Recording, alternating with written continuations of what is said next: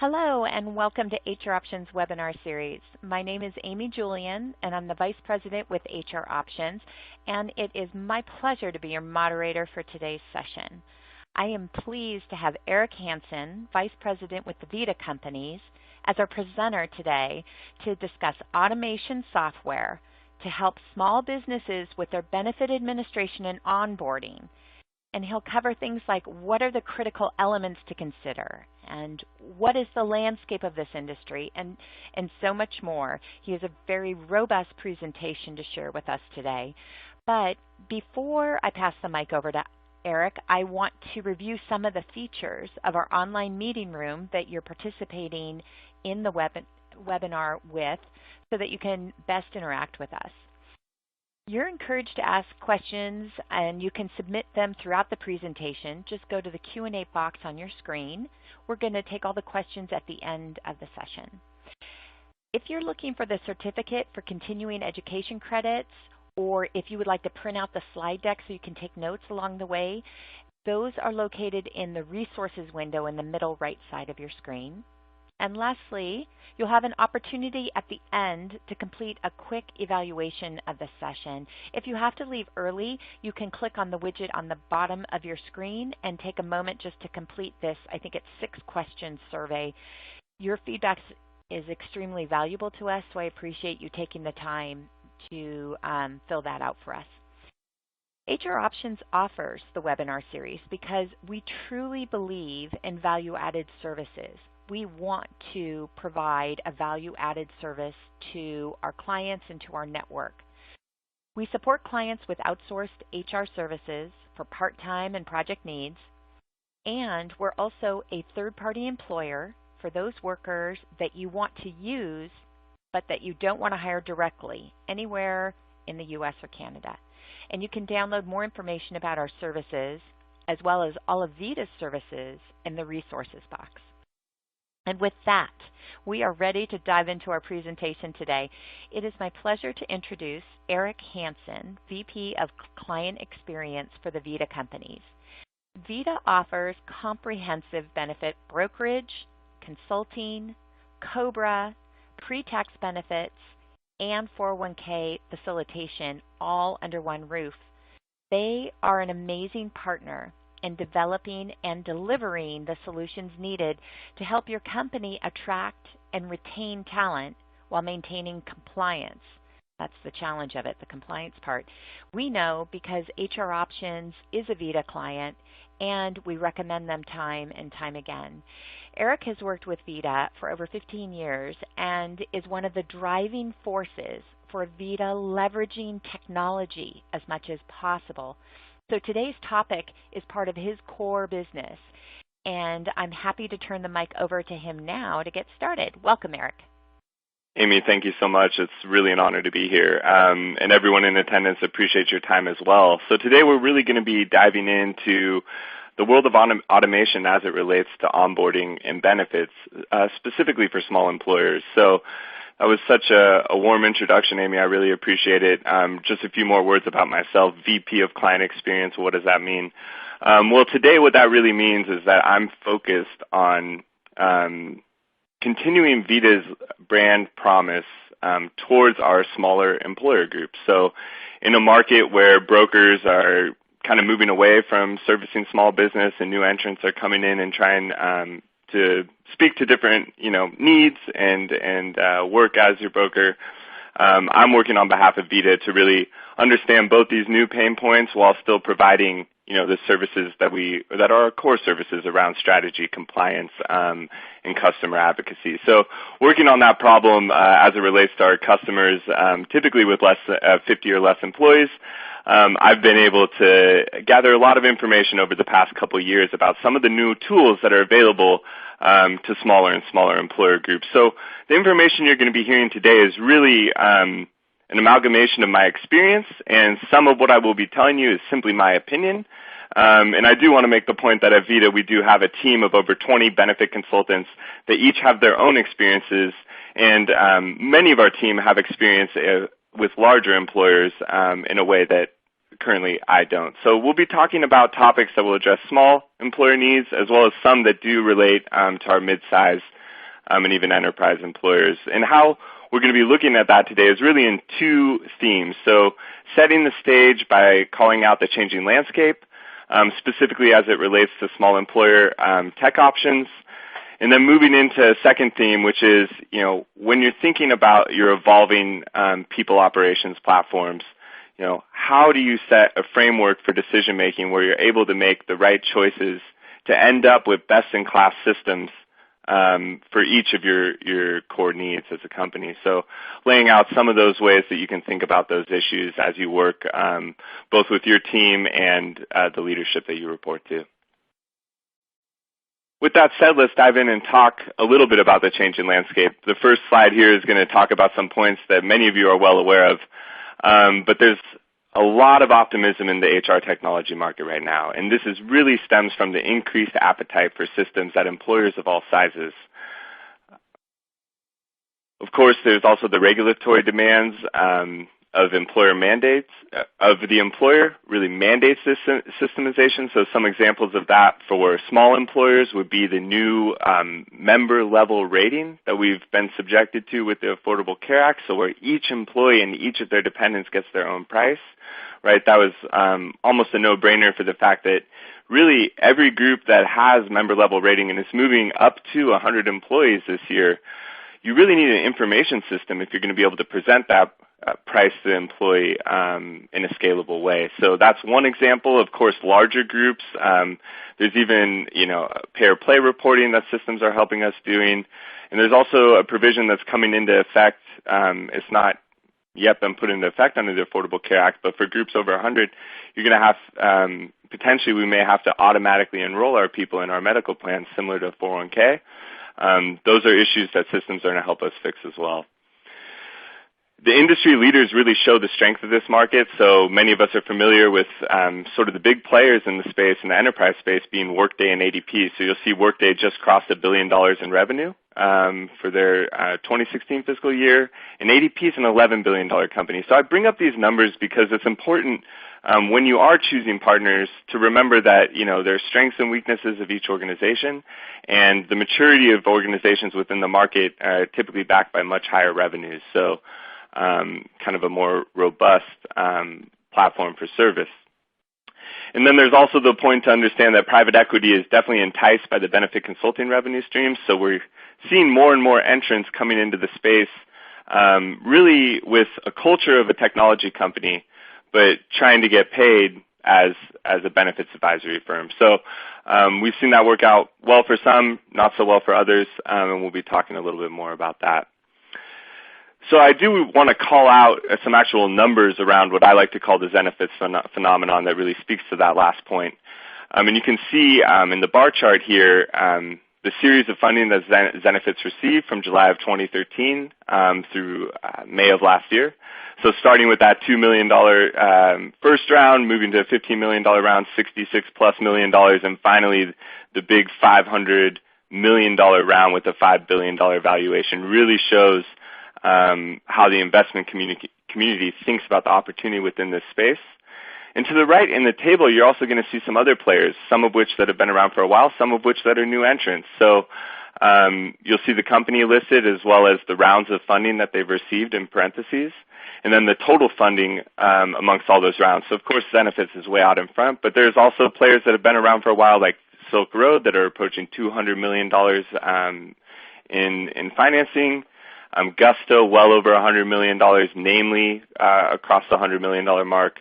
A more long-term player, PlanSource, also with high funding. Maxwell Health, a total of $56 million of funding.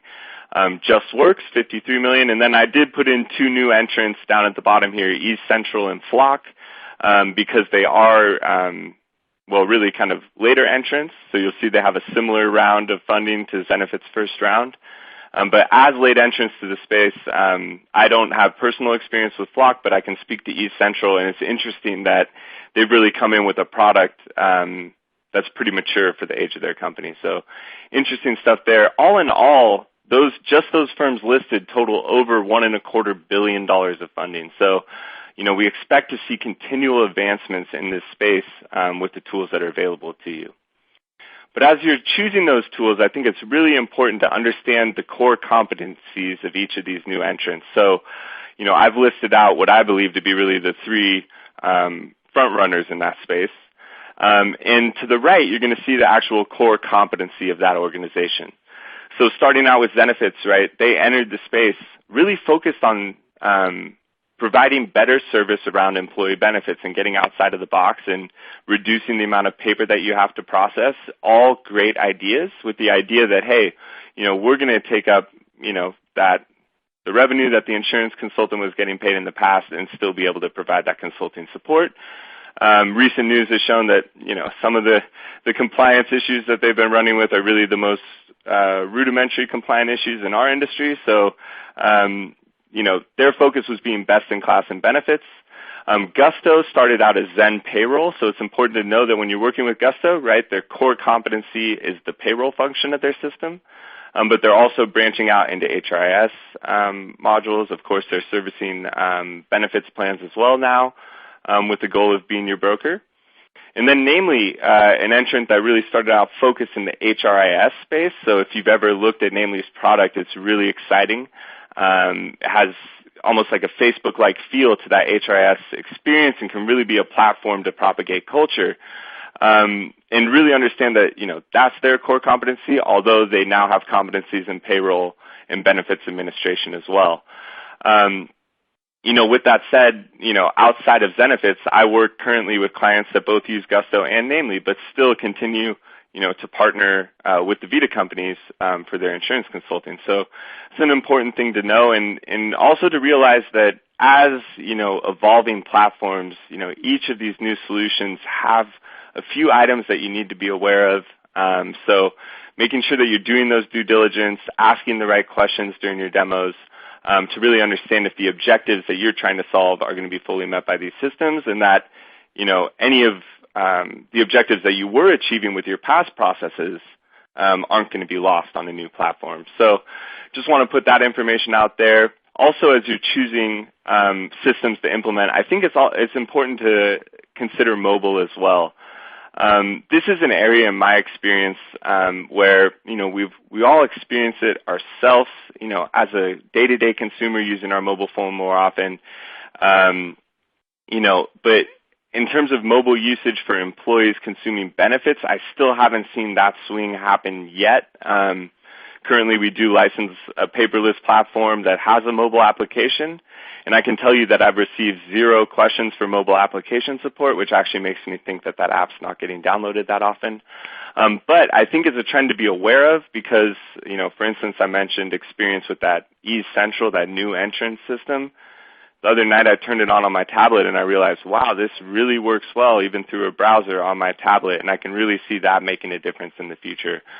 So be aware of mobile, be aware of how it relates to your population, and be aware of the capabilities of those onboarding platforms that you're implementing as it relates to mobile access. The final point that I want to talk about as we're setting the stage here is really security. So I pulled this slide verbatim. Sorry, it's not clear to me if you can see the slide right now.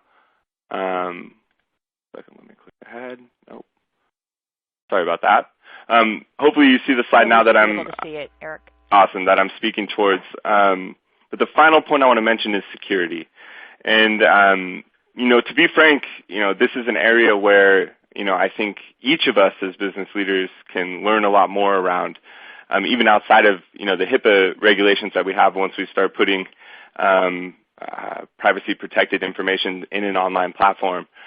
But don't forget about security. Don't forget about vetting, the security features of the platform that you choose.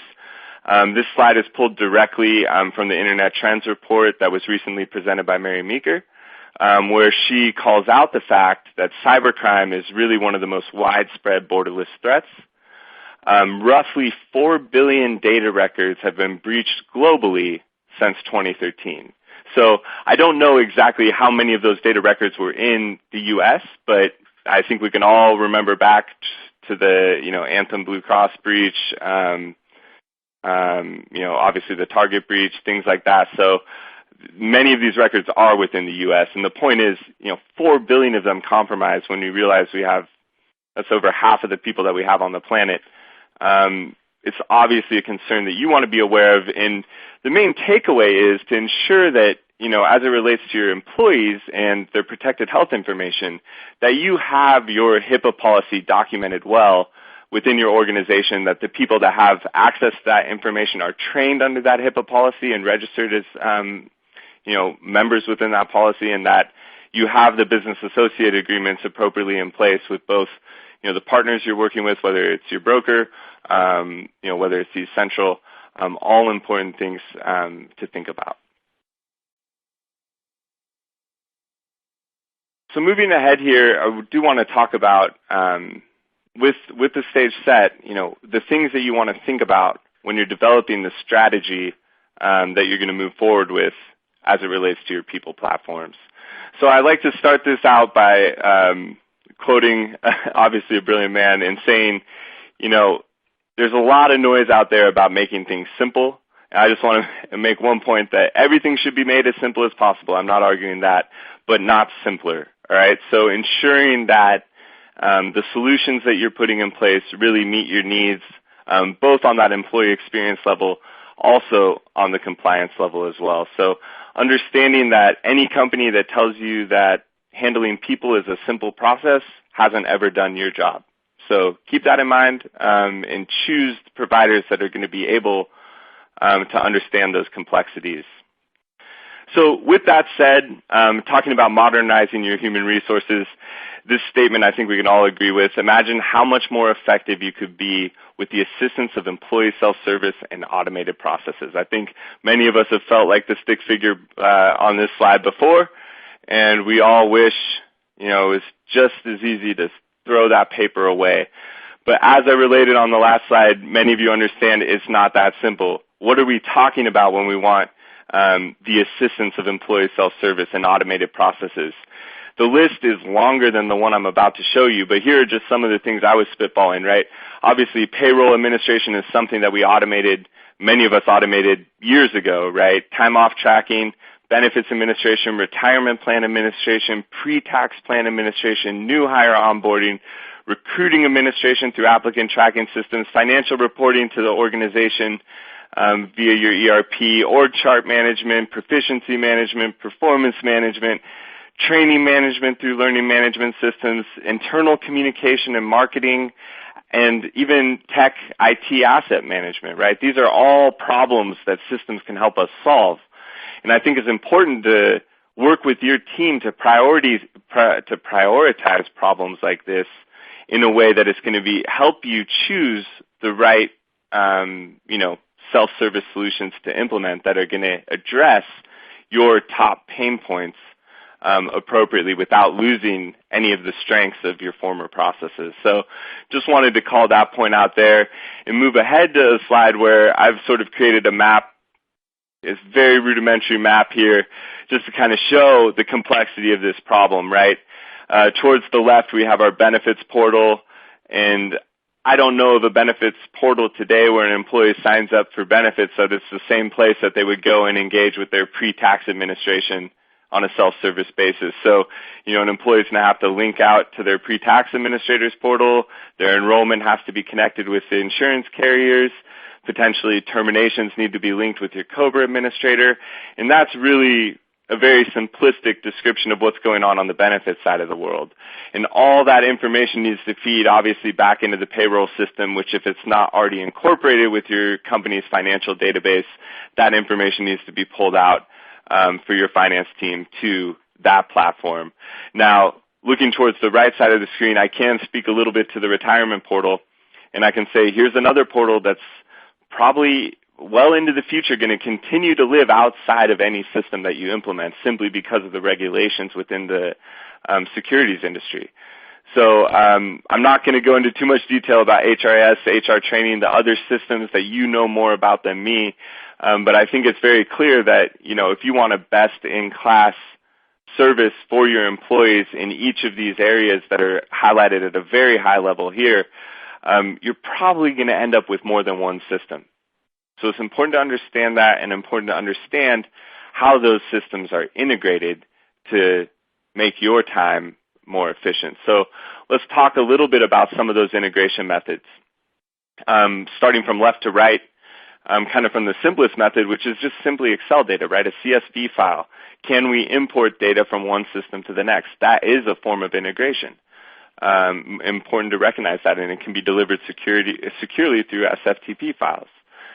The traditional form of integration between benefits administration systems and insurance carriers, and other systems, of course, are EDI files, so electronic data interface.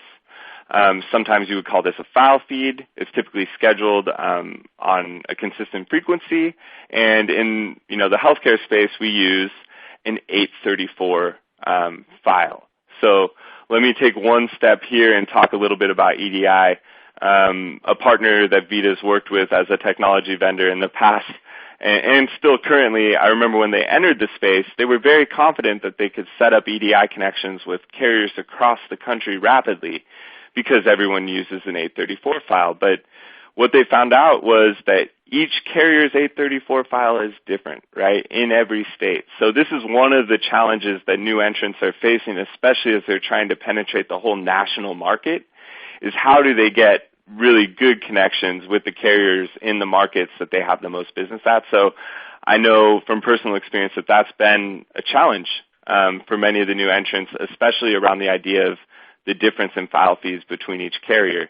Many of you are probably familiar with this if you have connections today. When we make changes at open enrollment and you have EDI set up with your incumbent carrier and you're going to move to a new insurance company, that builds in an additional timeline that you have to either rebuild that feed with a new carrier ahead of open enrollment, or you're sending a CSV file at implementation with that new carrier, and then hopefully the feed's going to be set up in 4 to 6 weeks. All of these connections really do add into the decision-making timeline around your employee benefits and things like that. That's already tight as is. So want to bring that to the forefront as we talk about EDI. And then finally, let's get excited and talk a little bit about API. So Application Program Interface, API. This is the most modern method, and it's an immediate form of system integration. So really, Zenefits pioneered API in the benefits space. So one of the things Zenefits did when they were started was they dropped in a team of their developers into Anthem Blue Cross of California and created a true API, which meant when an employee signed up in Zenefits, their eligibility was immediately transmitted to Anthem Blue Cross. Incredible. And those are some of the things that I really appreciate companies like Zenefits for, is that they've been able to make the insurance companies move a little bit quicker than the traditional broker industry has.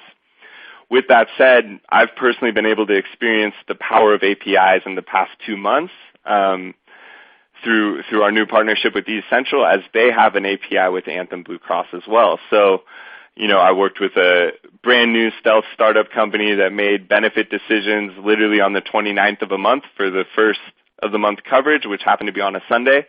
We were able to send that eligibility to Anthem via API, and we had ID numbers for every employee listed as active within their system in under 24 hours.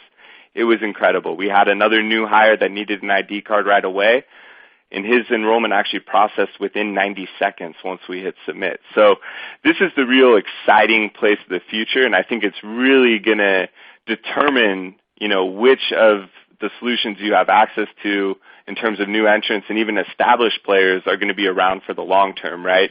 Are you focused on true system integration through application programming interface, which is going to deliver that immediate service that more and more each of us are coming to expect? So really excited about APIs, but understand that, as with any of these things, APIs can be 360-degree integrations. They can be one-way integrations. They can only update, maybe they're only updating certain fields in the other systems. So it's important to remember that, the word integration is not a consistent word, right? So when you hear, maybe you're on a sales call and you hear, well, our system integrates with this, ask the question, okay, what is the integration? What data feeds where? When I update something in the other system, does it feed back? Those are important questions to be asking, not simply taking the word integration at face value and assuming that everything works together perfectly, because I haven't found that really to be the case anywhere. If you have, please let me know. Moving ahead, let's talk about the framework to be thinking about when you are choosing those systems to work with. I think it's an important exercise for you to identify and align the stakeholders within, this decision process. I've left kind of the chief executive officer off the board here, but many times they're a part of this as well. And if you're hearing, those company objectives and key results ringing out about, efficient process, better culture, those type of things, identifying the idea that systems can help you aid to that goal can be really important as well. But you want to ensure that, the IT team is at the table, that the managers that are going to be impacted are at the table. Of course, the finance team, you want them at the table too. And, this exercise is driven by you and the HR and the people operations team. And many times it's driven by this final stakeholder, that employee user, right? We want our new hires, we want our long-term employees to see positive change at our organizations, and specifically for those new hires, when they walk in the door, have all the indicators that they made the right decision in the company that they're committing themselves to in the near and hopefully long-term future, right? And part of that experience is really driven by their engagement through systems. So as I'm talking about benefit systems, I do want to call out a recent SHRM survey which identified, employee engagement. And it calls out benefits as the number 3 item, kind of behind treating your employees like a human. You'll see number 1 is respectful treatment, and number 2 is trust. And benefits is number 3 in terms of the disparity between employees ranking that as very important and employees saying that they're very satisfied. So you'll see the spread there is 36%. So I think, for almost any organization, systems can help you in a well-commuted employee benefits onboarding workflow that positively influences engagement and job satisfaction from day one. So let's talk a little bit about what that looks like in kind of a cartoony sort of way here. So begin with the end in mind. As in this end, right, we're focused on that employee user stakeholder. Right? You want to do exercises like this for each of those stakeholders that we mentioned before, the finance team, managers, IT. But as it relates to an employee, I've made just a very basic list here where you'll see as the animation comes in, but what's a satisfied thought? What system did the user touch? And was there a related system? Understanding that relationship's important. So here, right, updating my direct deposit info, viewing my paycheck and past W-2s was easy. Awesome. That, the user touched the payroll system.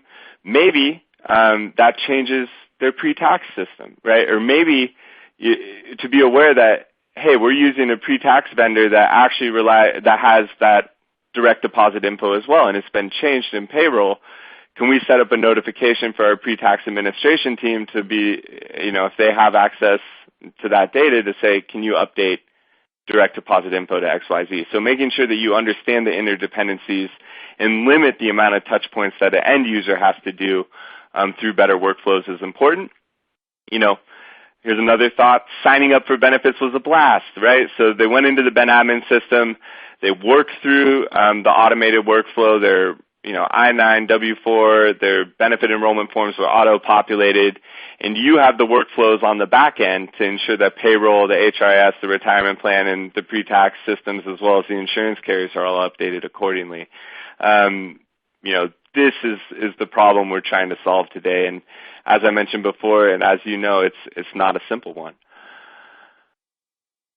I really like to bring up these points too, because as you're considering systems to solve this problem, I really think that how the system's configured is an important consideration to address. So what is an integrated system, right? So the first example that comes to mind for me here is, kind of enterprise level systems like maybe a Workday, ADP Workforce Now, that type of platform where an employee is able to go to a single self-service portal, which is typically a skinned, web application that they're entering information in that's actually feeding out in the back end to separate data systems.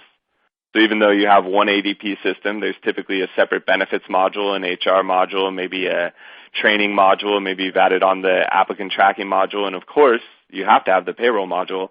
So understanding that choosing a platform that incorporates a single self-service portal makes it a lot simpler for an employee to know where to go to deal with benefits, paycheck, time off requests, performance management, XYZ. Integrated systems offer a lot of value. With that said, we'll talk a little bit later about some of the downsides of those mature integrated systems. But let's think, too, about separate systems, especially as it relates to small employers. For you to really move into the paperless era and to have a best-in-class offering, I really think that you're probably going to end up with potentially a separate Ben admin system and potentially a separate payroll system. Maybe the two combined there, and maybe you're lumping in Bamboo HR for your HRIS. But typically, if you're going best-in-class, I think you're going to have multiple systems that need to work well together, either through automated workflows or workflows that are done by humans in the meantime. But if you do have a setup like this, I think it's really important to ensure that each of these access points are well communicated. So, when a new hire is hired and it's their first day, not just shooting them an email that, here's where payroll is, here's where HR is, here's where benefits is. If you have a 401k, you go here. If you have this, go there. Make sure that that's an on-demand resource that's either captured within your HRIS or captured within a company intranet, that it's crystal clear for them what they need to do when a self-service issue arises. Otherwise, as I've already been experienced over the past couple of years, we can put these systems in place, and if it's not communicated well, you and your team and me and my team, we're still getting the direct email from employees saying, hey, my address changed, what do I do? So ensuring that communication is clear is going to actually bring a lot of value to the systems that you implement. And then another thing to keep in mind, which some of you larger organizations on the call may already be well aware of, is that if you do have separate systems, there are certain platforms out there that are single sign-on tools and can allow your employee to log in and basically through one login at a company level have access to each of those separate systems. Maybe it's Ben admin, HRIS, payroll, retirement, pre-tax, shown in a dashboard format so that they can link out without having to log in again. Of course, that requires a little bit of budget typically, so keep that in mind. But the ROI can definitely be there if it's going to allow your employees to answer their own questions without engaging your team or just having a more clear self-service workflow. So let's talk a little bit about just a small sampling. Literally, there are hundreds of providers in this space, but I've listed out a couple here, and I know the names might be a little bit small on your screen, but as it relates to small business, typically we're seeing best-in-class functions focused in one area. So, as it relates to payroll, many of us set up our first payroll through Intuit, so it interacts with QuickBooks when our company is small. Maybe as we're growing, we're thinking about a Paychex or ADP run. Benefits, there's Maxwell Health, East Central, Employee Navigator, Flock. I could go on. There's probably more. Those are the ones I'm most familiar with. For HRIS, I already brought up Bamboo HR. I've seen that system. It's obviously interesting, and it's funny because it overlaps with some of the functions that we have at Vita here through our payroll system, and we have through our Ben admin system. So I've never made the investment in kind of a standalone HRIS from Bamboo, but I've heard great things about them too. And then understanding the new entrants, whether it's Benefits, Gusto, zooming in the East Bay, or the traditional PEO model is important to be aware of as well. So the fact that you can work with TriNet, you can work with ADP Total Source, you can work with Insperity to really leverage their enterprise systems for your small business and pay them an administrative fee along with all the other costs that go into paying people. That model is definitely still readily available, and those systems have progressed as well. In the mid-market, we see most of the solutions that we're recommending really being all-in-one platforms. We still see payroll with Paychex and benefits through Benetrack, which are mutually owned companies, as a solution that's working in the mid-market. But more and more we're seeing, ADP Workforce Now is probably the most adopted platform with our mid-market clients. We've had a lot of success internally and then both with certain clients with Paylocity, which is really payroll, HRIS, and then if you want benefits, they bring you the B-Swift platform. Of course, UltiPro is a longtime player, Paycom, Silk Road, Namely, Ceridian, all names that you want to be aware of, as you're getting over 50 employees and looking at growth into the three-figure employee range. And then if you're above, 500 employees, that's when you start to think about Workday. And I have some companies calling me asking about Workday at 100 or 200 people. If you've got the budget, you're more than welcome to. But Workday is sort of one of the leading solutions. ADP, of course. SAP has solutions in the enterprise space. Oracle, Ceridian, all names to know of when you're in that enterprise space. Just understand that if you're really trying to implement an enterprise platform, if you don't have the technical expertise, you're going to be paying a consultant 6 figures a year to service that system. Workday does not service their product. They rely on a consultant network. So it's important to build that into your budget and understand that that's a new people cost of embracing one of those enterprise systems. So let me show you really quickly an unscientific curve that I put together. So this is purely my opinion. But you'll see here on the x-axis we have capability and cost from low to high. So low capability, low cost, high capability, high cost. On the y-axis we have low agility and low user interface, or high agility and high user interface. So what I'm saying here in terms of agility means the ability for a company to improve their solution rapidly. So a lot of the new entrants are iterating on their products on a weekly basis. It's crazy. When I'm in these systems, new buttons are showing up and new functionality. So it's important to know that what I'm sharing with you today may have changed literally next week or next month, next quarter. So really quickly, let me just show you how this works in my mind. Workday being a market leader falls above the average in terms of this curve. Yes, it's high cost, but it has high capability, and for the most part, employees feel that the user interface is easy. It's one place to go. Let me just show you a couple more examples, namely a newer entrant, right? They've probably even moved a little bit up on the capability scale here since I made this slide a month ago. But the point is, they're above market in terms of user interface and agility, right? The look and feel is amazing. They're above that curve. But their capabilities are still evolving. It's important to realize that they're still iterating based on experience with real-life clients on that platform. So here's some other ones, examples. And the final one I have for you is really ADP, right? So it's, I hear people either love ADP, they hate ADP. Understand ADP has, last time I heard, literally like potentially over 40 different products, but, at least 2 or 3 that many companies are using, whether it's ADP Run for small business or Workforce Now in the mid-market space. So it really depends what system you have, right? Do you have, the old Workforce Now 2.0 that you never move forward and now they're on 10.0 or 9.0? Understanding those things and understanding that, especially these larger companies, many of them have multiple different products. So what you're hearing from a colleague or something like that about one system, you need to make sure that they're talking about the same system that you're looking at. But keeping this in mind and understanding that, the UI and the, for lack of a better word, the kind of attractiveness of the platform, is typically something that newer entrants are able to capitalize on. But you want to be digging in deep into the capabilities to ensure that the things you value from your past systems or past processes are able to be captured within these new systems.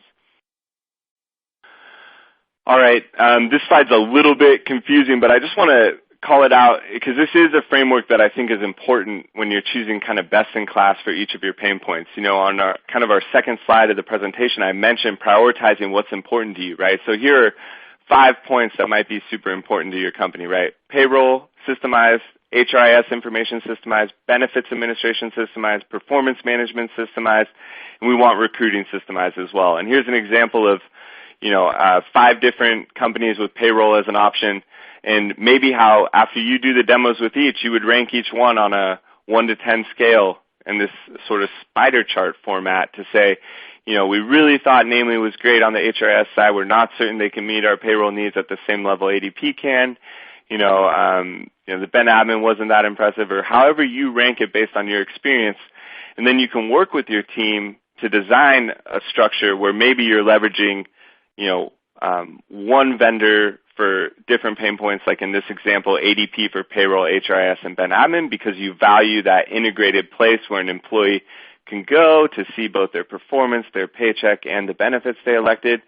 But you say, even though ADP Workforce now has performance management and even has a recruiting module, we're really interested in what Laszlo's doing at BetterWorks, and we want to put in BetterWorks into place for our performance and goal setting, and we're going to use Greenhouse for our applicant tracking system. So using a framework similar to this, or something that you create on your own to really say, to be able to concisely show the other stakeholders in these decisions that we've thought about this, these are the points we want to address, and these are the vendors we think can do it the best, and why we're going to use more than one system is something worth considering.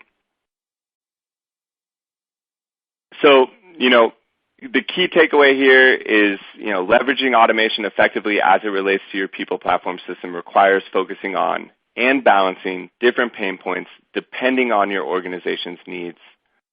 The employee experience, you want to limit those engagement points while maintaining functionality.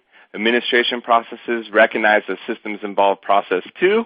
And reporting capability, understand the desired outcomes of your population data, right? And what does custom reporting really mean? And can I really get the numbers out of the system that my decision makers and the people I report to need? And then understanding compliance requirements, HIPAA, variable hour tracking, 1094, 1095 reporting and data security, role permissions, etc. So one of those new entrant payroll-focused companies I just learned the other day doesn't have role permissions. So if that's important to your organization, you need to understand that, or else you won't be able to add your junior support person because they're going to be able to view everybody's salary. So keep those questions in mind when you're vetting solutions. I won't spend too much time on this slide, but just want to point out for us, at Vita, we are rapidly adopting paperless onboarding, even in the small group employee benefit space. And in my work in the small group, what I've seen work really well is I, get the data of the new hire from, my group contact. I enter them into the system on their behalf and shoot out the welcome message. I will reach out personally to that person, actually schedule a new hire orientation, either virtually or many times in person, because I want them to know that, I can set aside 30 minutes to up to an hour with you to actually review your choices before you go in the system. And by having that personal touch point, I think we really make the technology easy to integrate with. That employee is able to go through and confirm their elections. After that happens, because I've had that orientation meeting with them, they understand that in many cases we still have to process that information with the insurance company, so they understand there's a little bit of timeline there. And then they also understand that there's a personal team there to help them with any benefit-related issues on an ongoing basis, and that if they go within that self-service benefits portal, they can ask for help, and it's actually going to go to real people. So making sure to take both the system and the human element and combine it together, we've found a lot of success. Another thing we like to do with our groups that we think is really important is really, be comprehensive during the system implementation, because at the end of the day, when you choose to sign the paper that the sales agent at the vendor you choose to work with gets you to sign, you get their implementation team only for that first period until they check the box that implementation's done. So ensuring that your goals are highlighted during that process is going to help you out a lot, because if it's 5 months later and you say, well, we're not getting this outcome we desired, it's going to be harder to get those implementation resources. And then, role clarity and ongoing ownership within your team and within your vendor partners of who does what. And then within your own walls, ensuring that you have a data integrity champion is really important. So for us at Vita, with our groups, we try to actually document these workflows. And here's an example of a new hire process where, in this instance, the HR team's entering the employee into the benefits administration system. That welcome email is automated. The employee engages with it. The Vita team supports, reports to HR, who enters it into payroll, and then that ongoing support is supported by the Vita team. So making sure that those workflows are outlined appropriately is obviously going to add to the success of any system that you implement. And then finally, I'm just going to harp back on one point here before we open up the floor for some questions. But according to a recent report, it's estimated that 58% of HR staff time is spent on administrative tasks, not including 20% of time spent on activities related to reporting and compliance.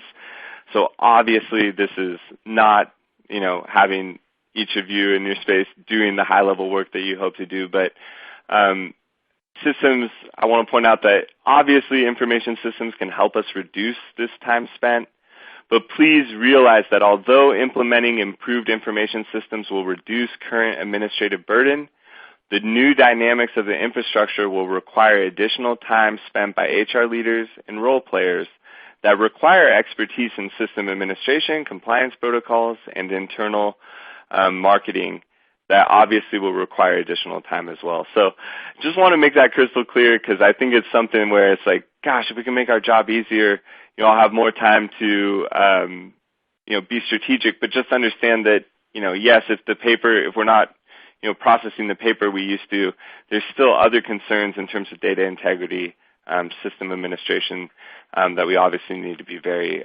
cognizant of. So just pointing that out, and really appreciate all you guys' attention today. I hope I provided a little bit of insight, maybe some ways for you to think a little bit differently about looking at systems, and I would really encourage any questions that you have to bring them to the floor at this time. I think that you provided us a lot to think about, and I think for many of us, the questions are still being formulated because, as I was going through this with you and absorbing what you were saying, and then you brought up the next slide had a lot of new great information to talk about. So let me dive into the questions, Erik. First is, what are some of the unexpected issues you've encountered with the new benefits or HR administrative systems? I think that's a great question. Common, I'm sure there's a lot to cover, but just some of the predominant Yeah, I'll ones. just give a couple examples. And I've encountered this in benefit systems, I've encountered this in HRIS systems, and I've even encountered this as, we're working on our own internal operation systems, is the idea about fields of data and whether it's simply a single field, right, or whether that field, when you change it, actually stores a record. So, for instance, I know there's one platform focused on HRIS that at a time, the focus is HRIS for this system, but the manager field for each employee was just a data entry field. So when a user changed it, they actually lost all the history on past managers. So, asking questions like that, demoing systems and understanding, through our old system, it didn't look as good, but gosh, we had that information, which, when someone's performance goes downhill, I need to know, is this because, of a manager change or maybe a leadership change, or is this because the person's really dropping in performance? So that's just one example. Yeah, that's great. Do you have a sense of how many or what percentage of HRIS and benefit automation software vendors have API access today? And I think the person's just looking for, a general ballpark. Few, many? Yeah, that's a really great question. I think a lot of the newer entrants are able to do it, and I think the only issue becomes the partnerships between vendors, right? So I can relate probably more accurately around medical insurance carriers in California, right? And I can tell you that obviously Anthem is ahead of the curve, right? And we have other carriers in the state that are really still trying to figure out how to do EDI down to 2 people. And so when I'm speaking with their leadership, I'm telling them, hey guys, I'm glad you're focused on getting, some form of integration down to the smallest size employer, but just understand if you're only focused on EDI, your competition might be way ahead of you in terms of API. So definitely, any modern system typically will have open API architecture. It just does have the relationships been created between vendors. So I think for the most part, the percentage of that is very low still, and I expect that to rapidly change over the next, 2, 5, of course, 10 years from now. I imagine everyone will be working together on a, open API basis. Got it. Yeah. Since you mentioned that's where we're headed to. That's the high value area. What's the best time of year to roll out a benefits information system to employees? I really like that question. I've done it, you might think open enrollment is the best time. I think, in my mind, if you've QA'd your system really well, I think open enrollment's a great time, right? Everyone gets introduced to it. It's typically a win at open enrollment. Maybe some things have changed, right? And you can at least say, well, we've gotten rid of we're changing carriers, but you don't have to fill out a form this year. a system can definitely help you at open enrollment. With that said, I've seen a lot of success actually implementing systems off-cycle. Really kind of, obviously we QA it before we release it, but working through any of the kinks with some of the new employees that we're onboarding before really communicating on a global basis with the organization. And then for the rest of the population, because let's be honest, on average, benefits administration systems get used, maybe 1.1 times per year if you require an active open enrollment. Most employees go in there once a year. So using it with new hires and then engaging the rest of the population at open enrollment after you've worked through any of the kinks that may have existed, we've seen to work really well as well. Well, I can see that too, because I can speak on behalf of HR practitioners that open enrollment time is a very stressful and busy time. So adding to that the new software rollout, that would just possibly push us over the edge. Completely understand. As a benefits broker, what benefit admin software does Vita use, and how do you interface with your clients' payroll and HRIS? Yeah, really good question. So right now at Vita, the platforms that we license are Maxwell Health and East Central. We're using both currently with our clients. And the idea is that, we take on a lot of the benefits administration work, and then we set up our groups as obviously administrators within these portals as well. And so, if the payroll company you're working with has an integration with either of those systems, we're actually setting up a true feed of deductions to payroll. But if that's not the case, you as the HR administrator are now able to really run a deduction report, where in the past that really took a lot of manual work for our team to provide you, or especially with the member level rating. So really giving our clients administrator access to get the information, on-demand training, and in many cases, we're still running reports and delivering them on our own. So that's how we've been doing it today. And so, just so I understand the model, you work with those systems, and so your clients would fall into those because you're doing the benefit administration. You don't work with whatever Ben admin system they had before engaging you. And then no, thank you for clarifying that, Amy. Because really, when I say East Central and Maxwell, that typically relates to small employer groups that are used to the old paper process. Right, those are the two systems that we would bring at no additional cost to our clients. Mm-hmm. Yeah. But yeah, if you're a larger organization or you're talking about growth, we want to sit down and support the best system for your organization, right? And so that's what I was explaining. We have a handful of clients that use Namely, and we want them to use Namely, right? We just appreciate that they continue to use us as their broker partner, and we're still able to actually administrate the benefits through Namely. We're just the ones consulting on those benefits. So the idea is, we see a lot of ADP workforce now. We see a lot of Paylocity, companies looking at our larger clients obviously using Workday. So we really get involved as sort of the benefits member of your team to set up those plans for open enrollment within those larger systems. And, of course, we're doing that in the small group systems as well. But thanks for clarifying that. No, that is great. I think especially small, mid-sized employers, sometimes it's hard. There's so many moving parts with vendors and consultants, and what software goes with which vendor and how much leeway do we have. So I think it's important for people to understand that. So that was great clarification. Is there a single solution, a best answer, or is leveraging strengths of multiple systems better? I know you spoke to that a bit in your session, but can you reiterate that? Yeah, I really think it depends on your organization, obviously. So I think that's where you want to sit down, with consultants that can help you get that picture, can help tease out what are we really trying to accomplish here. I always advocate, for our mid-market customers that might have low budget that want to use one of our sponsored systems, but they have a payroll system that can do benefits as well. We always try to encourage them to put it in one place so employees aren't confused.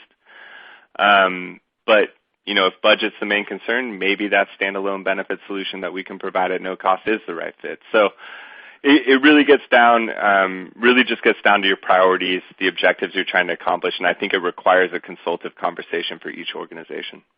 I couldn't agree more. And because there's so much at stake, but the time and the investment is so great that people really need to understand what's involved in going with the different options that they have.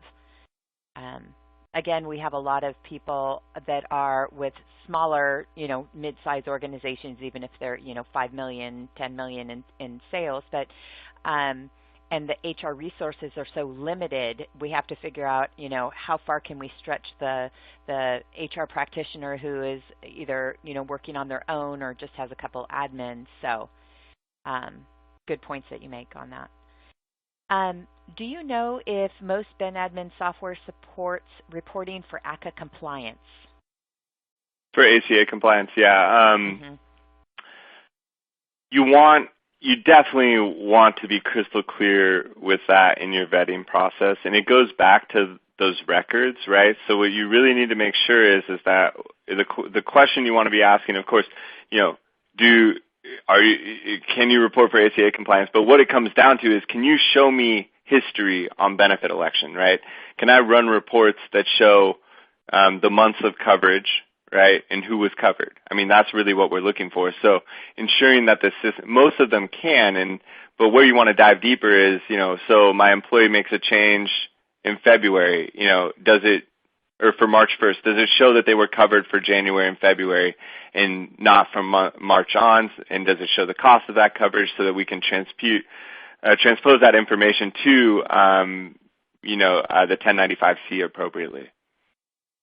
So definitely an area you need to probe with your vendors on to make sure you understand where they fall in the ACA compliance. Yeah, and I would just work with your broker with those types of questions, right? And hopefully they have a good understanding of how it relates to the solution you're using. Great. We have one last question for today, and that is, what is the typical implementation timeline for a benefits administration system? Great question, and I really think it's important to remember this as you're making your open enrollment decisions. Depending on the support you have from the partners you're working with, at Vita we really kind of call it a 4 to 6 week timeline that we would like to build. As I mentioned, though, with that tiny group using the Essential, we actually built a portal overnight and ran open enrollment the next day for 5 employees.